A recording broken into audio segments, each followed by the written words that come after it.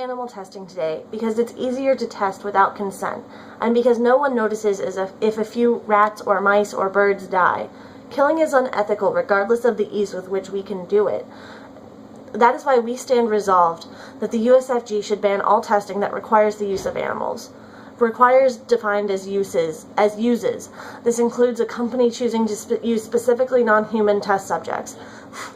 Animals defined as the non-human animal, not human specifically, but other humans deciding to use other animals. Okay, so 3 things. Why do we test? 2, why consent is necessary? And 3, what are the ethical alternatives that we can use instead? So 1, why do we test? We test because we're trying to weed out potential harms for the mass consumer, specifically for humans.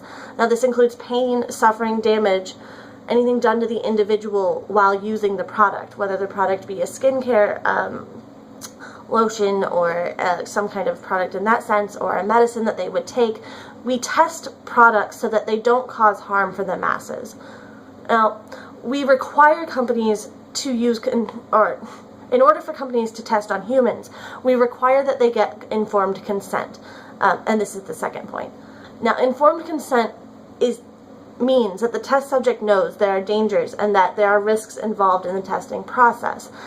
This also means that legally we only allow companies to test on individuals who are capable of giving informed consent, and this excludes children and those adults with mental disabilities that deny them the ability to give consent legally, as in they don't understand the risks, they haven't been warned, and they therefore cannot consent to pain if they don't know what could possibly happen to them. So what happens when we don't require informed consent? Essentially, we're willfully writing off an individual's life and giving the go-ahead for them to be in misery and in pain without ever knowing it could have been a possibility. And this is something we see as standard when we use animal testing, because we don't give them even the option of informed consent. We just go ahead and say that it's perfectly fine for them to be in pain, for them to die, for them to lose all consciousness. So the standard we use for humans is based on 2 things: the ability to feel pain and sentience.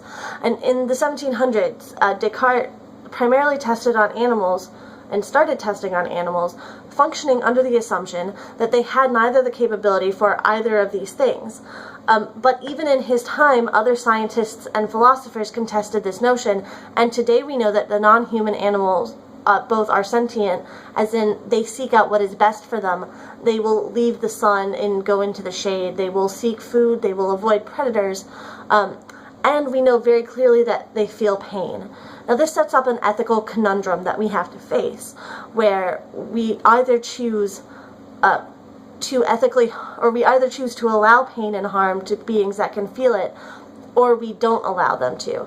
So we require consent to be given for humans to take the chance to destroy their sentience and cause themselves pain.